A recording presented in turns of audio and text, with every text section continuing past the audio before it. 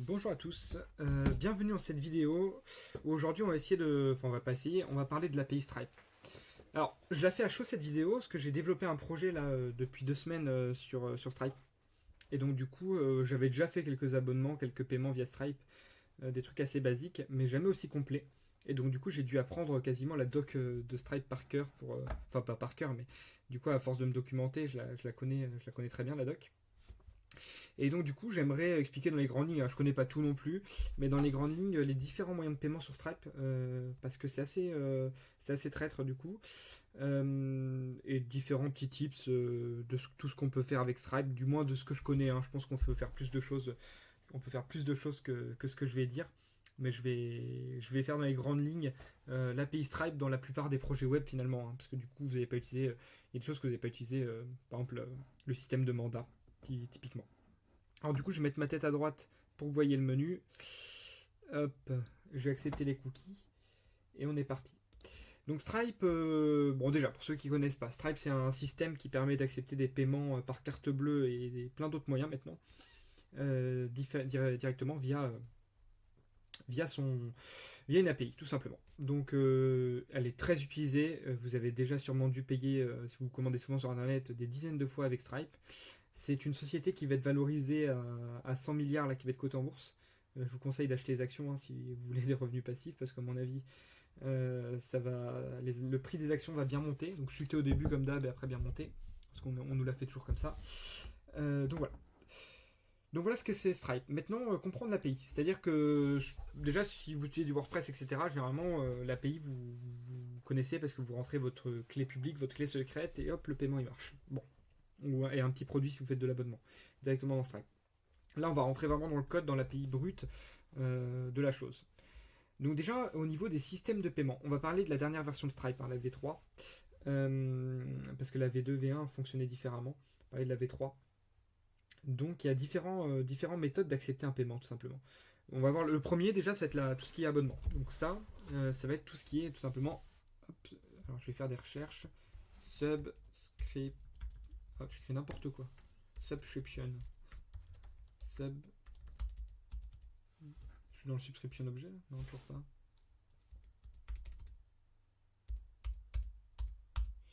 Voilà, subscription. Ok.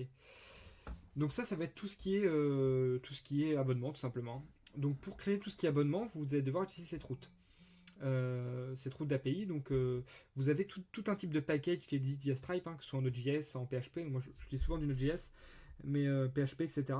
Et en fonction de la doc, par exemple, si vous allez donc créer une create subscription, vous sélectionnez votre librairie, par exemple Node, et donc du coup par rapport au package npm là dans Node du coup que vous installez, vous avez déjà à peu près les lignes hein, qui sont tapées. Donc là le but c'est pas ce qui m'intéresse, hein, c'est pas de vous expliquer comment le faire, c'est de comprendre un peu en gros qu'est-ce qu'il faut faire en fonction des projets quoi. C'est surtout ça, quelle API utiliser, quelle méthode. Donc au niveau des abonnements, les abonnements c'est ce qui va permettre de faire un paiement récurrent, donc sur plusieurs mois. Pour cela vous allez devoir créer un produit. Donc un prix. Donc un prix, c'est un produit en fait. Vous allez devoir créer un prix dans le dashboard de Stripe. Donc un produit à 10 € par mois. Donc c'est là que vous paramétrez directement la récurrence, etc. Et pour lancer un abonnement, il vous faudra uniquement un prix et un client. Donc vous devez créer un customer item. Et de toute façon, dans quasiment toutes les... Enfin, vous n'êtes pas obligé, hein, mais c'est conseillé quand même de le faire, de créer toujours un client avant un paiement. Ou de récupérer un client tout simplement. Donc voilà, pour les abonnements, ça va être l'objet subscription. Désolé pour mon accent anglais, je zozote en plus. Et donc du coup, vous créez un prix directement dans le dashboard et après vous suivez directement la documentation qui est très bien faite. Donc customer, items. Donc là, vous pouvez mettre un abonnement avec plusieurs types d'abonnements. Vous pouvez plusieurs abonnements à la fois. Le customer ID et puis après tout ça, ça va être facultatif. Les metadata, c'est ce que vous pouvez faire apparaître dans le dashboard si vous avez besoin. Défaut méthode payment, ça peut être intéressant. Par exemple, pour un abonnement, vous pouvez créer un Stripe Element. Je vous laisse regarder, je parlerai plus en détail après de Stripe Element. Un Stripe Element en front dans votre site, ça va vous générer un token qui s'appelle paiement méthode. Il y a différents types de tokens en front aussi. Donc un token de paiement méthode, un PM underscore quelque chose avec des chiffres. Et donc du coup, vous passez ce paiement méthode directement dans le défaut paiement méthode. ou vous le mettez dans votre customer, peu importe. En fait, vous pouvez le faire de deux façons différentes. En fait, vous pouvez toujours attribuer un moyen de paiement à votre client ou mettre le moyen de paiement dans le paiement que vous allez faire, que ce soit les abonnements ou un paiement unique. Voilà, mais dans tous les cas, il faudra forcément passer un système de paiement. Vous pouvez aussi créer un abonnement qui n'a pas de paiement pour l'instant. Vous créez un abonnement et après vous le faites payer après. Donc ça peut se faire de différentes manières. C'est pour ça que c'est un peu... En fait, Stripe, c'est tellement adaptatif que ça peut devenir compliqué. Voilà. Après, donc il y a les métadatas qu'on va retrouver dans quasiment tous les objets de Stripe qui permettent d'ajouter des informations en plus. Et après, vous avez tout un tas de choses en plus. Donc, vous pouvez mettre des coupons de réduction, vous pouvez mettre une date vous pouvez terminer l'abonnement, etc. Donc, ça, c'est les choses. Donc, terminer un abonnement quand il est créé, c'est un peu bizarre, mais comme si vous faites cancel a subscription, vous mettrez une date de fin dans le cancel. Si vous l'updatez, par exemple, vous pouvez mettre aussi une date de fin. Par exemple, si la personne résilie mais que vous voulez mettre fin qu'à la fin de la dernière échéance, vous pouvez mettre une date de fin. Bref, vous pouvez mettre des dates d'essai, 3 mois gratuits, puis après 10 € par mois. Enfin bref, vous pouvez faire tout un tas de choses au niveau des abonnements. Donc, à savoir, il vous faut une méthode de paiement, un client, un produit, et après vous faites la méthode. Ça, c'est le strict minimum. Après, si vous avez besoin de plus de choses en fonction de votre client, la doc est très complète vis-à-vis de ça. Ensuite, on va rentrer dans les paiements uniques, et là, ça se corse un petit peu parce que c'est là où je me suis fait avoir en fait. Donc, il y a l'API charge. Si je la trouve, hop, billing, invoice item. Il faut que je la trouve. Alors, je vais faire un CTRL F. Voilà, charge. Donc ça, charge, c'est la route la plus simple, enfin la méthode la plus simple pour faire un paiement unique. Imaginons que vous avez un produit à 10 € ou un service à 10 €. Cette API, elle est ultra simple. Vous créez un Stripe Element en front, mais ça je vous montrerai après aussi le Stripe Element. Vous créez un Stripe Element en front avec des champs de cartes, ça vous renvoie un token, vous le passez à votre API, vous mettez votre token donc dans la source, qui doit être quelque part par là. Source, je ne sais plus où elle est. Hop. Ouais, je sais plus, ça s'appelle source de points. Parfois la doc elle est pas complète sur ça. Donc source de points, vous mettez votre paiement méthode, votre token de paiement. Et là tout simplement vous mettez votre montant x 100. Hein. Sur Stripe c'est toujours x 100 les montants. Si vous avez 1 €, vous mettez 100. Ça fait 100 centimes en fait. Faut bien mettre aussi la currency qui est obligatoire, donc en EUR pour l'euro, USD pour le dollar par exemple. Et voilà. Et en fait, faites ça, donc vous créez un customer, pareil, où vous le récupérez. Vous mettez un paiement méthode généré en front avec un token. Vous mettez le prix et hop, ça a payé. Gros bémol sur ça, c'est que c'est pas légal en France et dans certains pays de l'Union européenne. Tout simplement parce que c'est pas conforme au RGPD, là où désormais en France, on a le 3D Secure qui est obligatoire. 3D Secure, vous savez, c'est quand vous payez là, ils vous demandent votre appli mobile ou un code par SMS avec votre banque qui va accepter le paiement. Donc du coup, cette API elle est géniale, mais elle n'est pas réglementée. Donc c'est une API qui va être très utile si vous avez des projets au Canada, aux États-Unis, en Australie par exemple, dans tous les pays anglo-saxons. L'Angleterre, il faut se renseigner. Peut-être maintenant qu'ils ont quitté l'UE. Eh bien, ça va être la route parfaite pour faire toutes ces méthodes de paiement. Elle est très très utilisée, c'est la plus utilisée d'ailleurs. Mais en France, si vous avez un client, un gros client et qui en plus respecte bien les RGPD, je vous déconseille de l'utiliser. Voilà. Ensuite, le deuxième moyen d'accepter un paiement, c'est de faire une facture. Donc ça, je ne vais pas rentrer dans le détail parce qu'il y a très peu de gens qui s'en servent. Vous pouvez créer une facture. Tac. Invoice. Invoice billing. Voilà. Vous pouvez créer une facture. Et après, vous pouvez faire un paiement intent de cette facture. Une intention de paiement. Donc ça, c'est bon en France. Hein. Ça, c'est légal parce que ça utilise l'API Payment Intent. Mais du coup, vous pouvez passer directement par la Payment Intent qui est plus simple. Donc faites une facture. Et après, une fois que vous avez fait la facture, vous la chargez avec la Payment Intent. Donc pareil, hein, Customer, Invoice. Après, vous pouvez créer aussi des Invoice Items. Donc si je prends les méthodes appelées, hein, Customer, Invoice Item, vous mettez vos Invoice Items dans votre Invoice et vous chargez avec un Payment Intent. Voilà. Donc voilà la deuxième façon de faire des paiements une fois. La troisième méthode, du coup, qui est très intéressante, ça va être la Payment Intent. Et donc celle-là, la Payment Intent, c'est la méthode, comme les invoices, hein, qui est légale du coup, enfin qui est conforme au RGPD français. Je ne sais pas si c'est le RGPD, mais en tout cas au niveau des droits des paiements sur Internet, quoi. Et donc celle-là, elle marche un peu comme l'API charge, sauf qu'on n'appelle pas le même token. C'est-à-dire que dans charge, vous avez toujours votre Stripe Element en front qui va vous générer un token de carte qui est crypté. Et Payment Intent, ça va être une paiement méthode. Voilà. Comme les abonnements, si je dis pas de bêtises. Voilà. Donc ça va être... Non, je dis n'importe quoi en plus. Je dis n'importe quoi. Il n'y a pas de paiement méthode dans celui-là. En fait, dans le paiement intent, vous allez créer votre intention de paiement avant de faire payer la personne. En fait, ça fonctionne un peu à l'envers. C'est-à-dire que la paiement intent, un peu comme le invoice d'ailleurs, j'ai oublié de le dire, vous créez votre paiement intent, vous avez votre API. Vous avez un tunnel d'achat où la personne met au panier un t-shirt à 10 euros. Au moment où il va arriver dans le panier, là vous créez l'intention de paiement. Le paiement intent, c'est une intention de paiement. Donc vous créez une intention de paiement de 10 euros.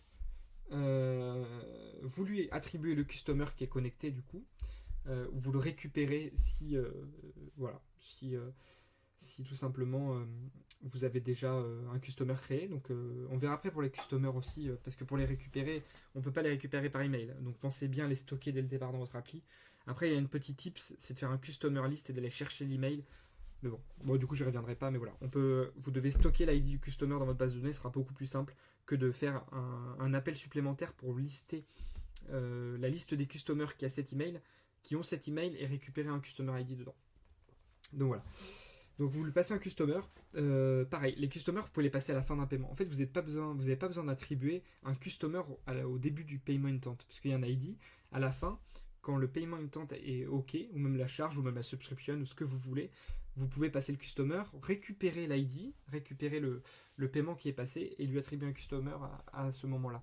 Par exemple, si vous avez un panier qui est mode déconnecté et qu'il se connecte après, vous pouvez le faire dans ce sens-là, par exemple. Donc pas d'inquiétude si vous n'avez pas de votre customer dès le début. Donc voilà, donc là, paiement intent, vous créez une intention de paiement, vous passez, et là c'est important, vous avez une clé secrète qui s'appelle client secret, là voilà, que vous devez passer au front, à votre front-end de site. Donc là par exemple, vous faites un create payment intent en front, et en front, vous appelez un create payment intent en front, vous renvoyez dans la réponse le client secret, si ça a réussi, et le client secret doit être stocké en front. Et donc du coup, après, une fois que vous avez créé votre Stripe Element toujours, vous avez une autre méthode qui s'appelle Confirm Payment. Et en fait, la confirmation de paiement va se faire directement en front avec ce client secret. Donc vous allez faire un Stripe, donc le module Stripe de front, Stripe.confirm payment, hop, avec en paramètre votre client secret. Et là, directement dans Stripe, vous verrez votre paiement, qui va être validé. Voilà.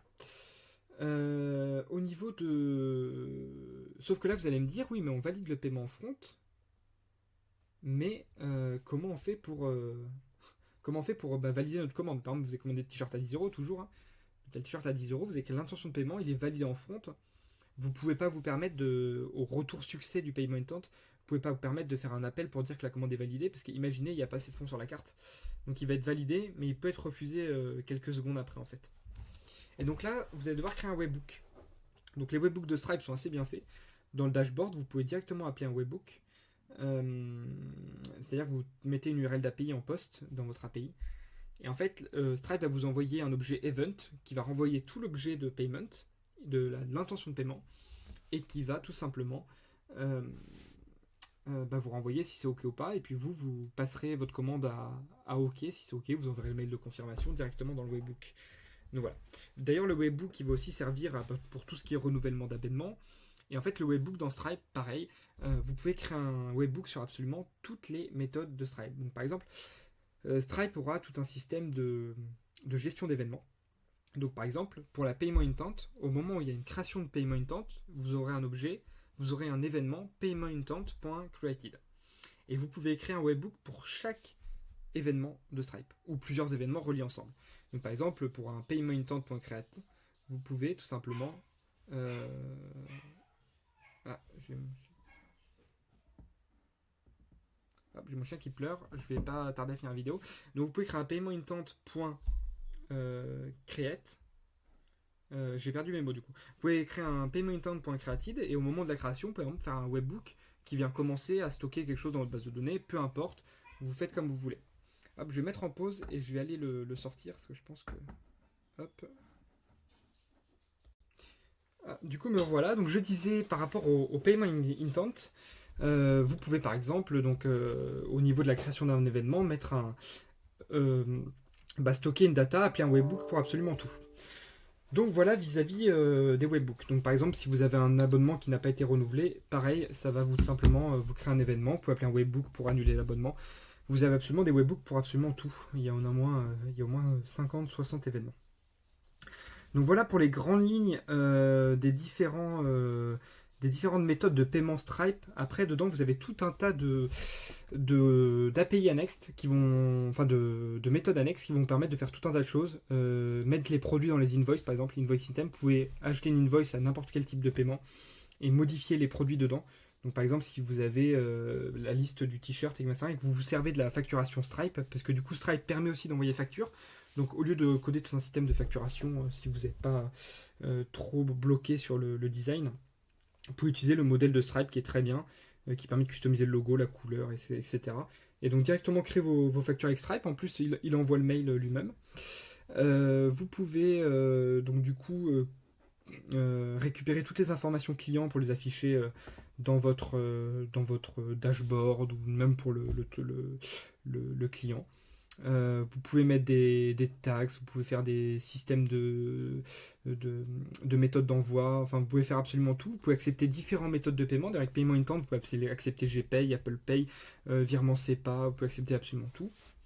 Donc c'est pour ça que d'ailleurs créer une intention de paiement, et après là par exemple pour un virement SEPA, il me semble que ce sera une validation à la main, donc c'est pour ça que vous créez une intention de paiement, et dès que vous la passerez en succès, par exemple si vous recevez un chèque, c'est encore mieux, vous recevez un chèque, intention de paiement, donc elle est validée l'intention de paiement jusqu'à que vous recevez le chèque, et là vous pouvez la refuser, et voilà quoi. Non, elle est en attente, et dès que la personne vous a reçu le chèque, vous la payez à succès, et hop, automatiquement le webbook se lance, et les produits vont partir directement dans votre logiciel qui va gérer votre envoi client, peu importe.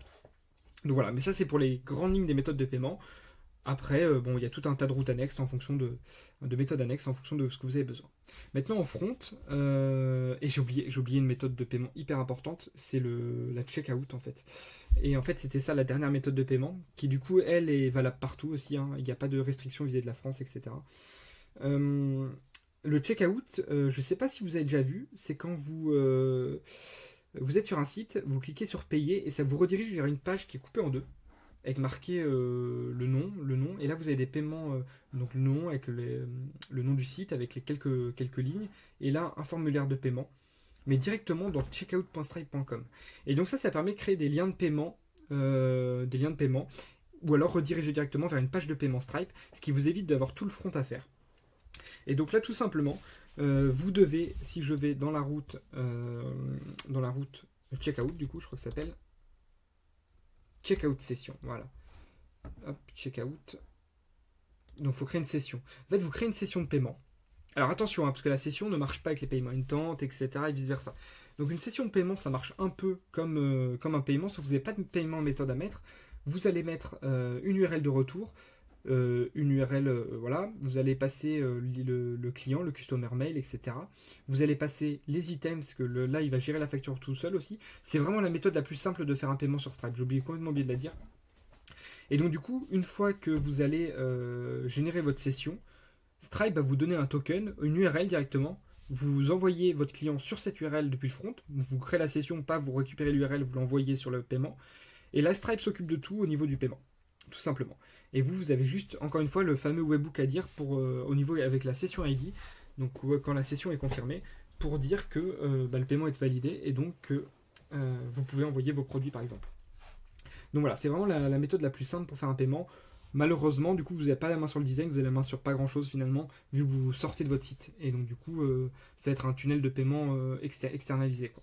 Mais bon, généralement, ça pose pas trop de problème, à part si vous faites de l'analytics ou ce genre de choses sur votre page de paiement. Voilà. Au niveau des sessions. Donc maintenant, pour les autres méthodes de paiement que les sessions, vous allez devoir tout simplement créer un formulaire de paiement. Et donc, du coup, pour ça, il y a Stripe Element qui est top, qui permet de créer directement en front via leur module front. Donc là, on a parlé du module back, non, il y a le module front. Voilà. Donc vous installez le module front, et là, vous allez pouvoir tout simplement créer un formulaire comme ça. Donc il y a des modèles déjà disponibles. Donc là, vous faites simplement stripe.createFormElement, bref, vous lui attribuez une balise forme, et il va vous sortir des champs comme ça. Par défaut, c'est plus moche que ça, hein. Mais du coup, il y a déjà des templates si vous avez besoin de... Si vous n'êtes pas trop... Encore une fois, pas trop exigeant au niveau design. Il y a des templates tout faits. Après, vous avez moyen de customiser les templates aussi, mais c'est assez chiant parce que du coup, on le fait en JavaScript. Donc voilà. Et donc du coup, Stripe Element, ça marche du coup avec le paiement intent ou le charge, etc. Et vous pouvez accepter tout un tas de méthodes de paiement. Alors attention, pas sur le charge, mais sur le paiement intent ou l'invoice, vous pouvez accepter tout type de paiement. Donc de l'Apple Pay, du prélèvement SEPA, bref, un peu tout. Et donc voilà. Donc au niveau du front. Donc un payment element. Et après, du coup, il y a soit un token, soit un PM, paiement méthode, token pour charge et un paiement méthode pour le paiement intent et l'invoice. Voilà. Donc ça, c'est pour le Stripe Element.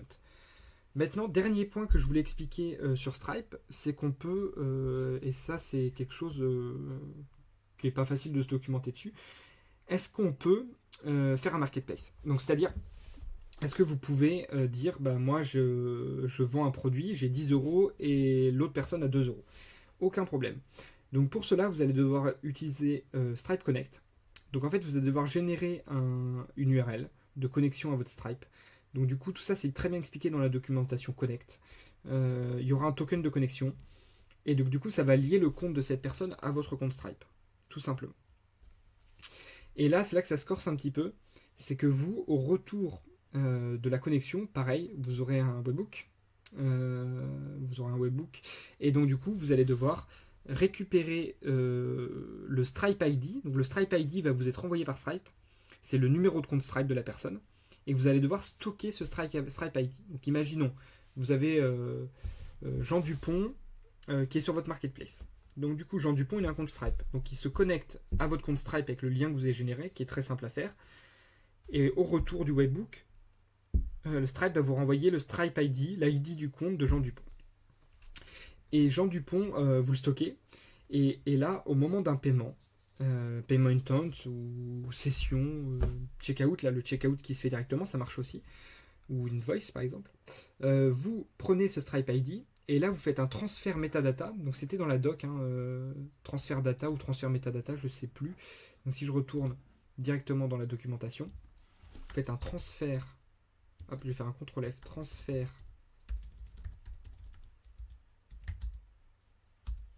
Hop. Hop, je cherche le... C'est pas ça qui m'intéresse. Moi, ce qui m'intéresse, c'est directement dans un paiement. Alors, du coup, je vais pas trouver, évidemment. Si je vais dans Payment Intents, est-ce que je vais le trouver, là? Tac, tac, tac, paiement méthode, processing, review, transfert data, voilà. Et donc, du coup, dans transfert data, vous avez des child data attributes. Et donc, du coup, dans transfert data, vous allez tout simplement taper le amount que la personne, donc le montant que la personne va avoir. Donc, imaginons que vous avez une facture à 12 euros. Vous lui disiez, bah, lui, il a 2 euros. Et vous mettez son Stripe ID ici. Et là, automatiquement, vous aurez 10 euros qui sera sur votre compte et 2 euros qui va sur une balance un peu provisoire vers ce compte-là. Et après, vous pouvez décider dans le dashboard de Stripe de faire des virements automatiques tout simplement. Et donc ces 2 euros seront tout simplement envoyés à la personne qui est dans votre marketplace. Donc vous pouvez faire sans problème un système de marketplace ultra efficace avec Stripe.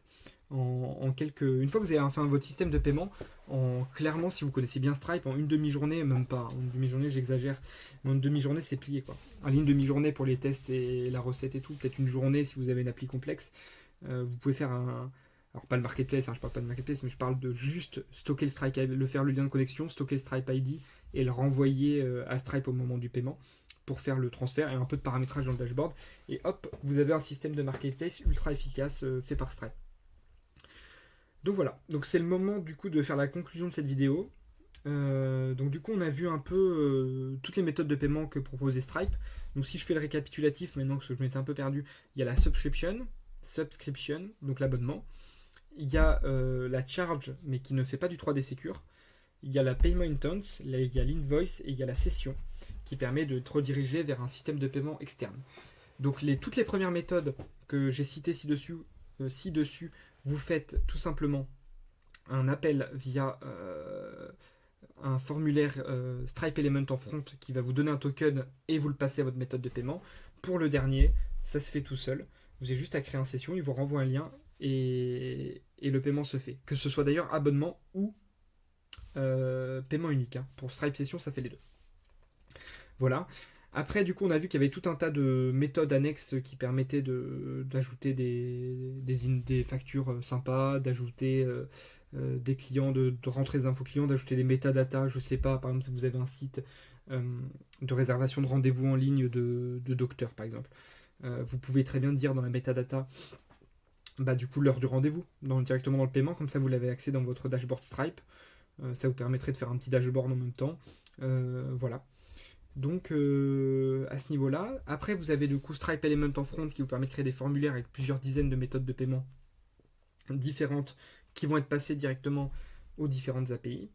Et puis après on a vu Stripe Connect qui est assez simple à mettre en place pour créer un marketplace sur Stripe. Je pense qu'avec tout ça, vous avez toutes les billes pour comprendre un peu comment fonctionne Stripe. Je suis pas sûr que j'ai été le plus clair du monde, mais c'est pas si évident que ça à expliquer. Mais au moins vous avez de quoi vous dire ah bah ça c'est possible, ah ouais ça on fait peut-être comme ça, bah charge je vais peut-être pas l'utiliser.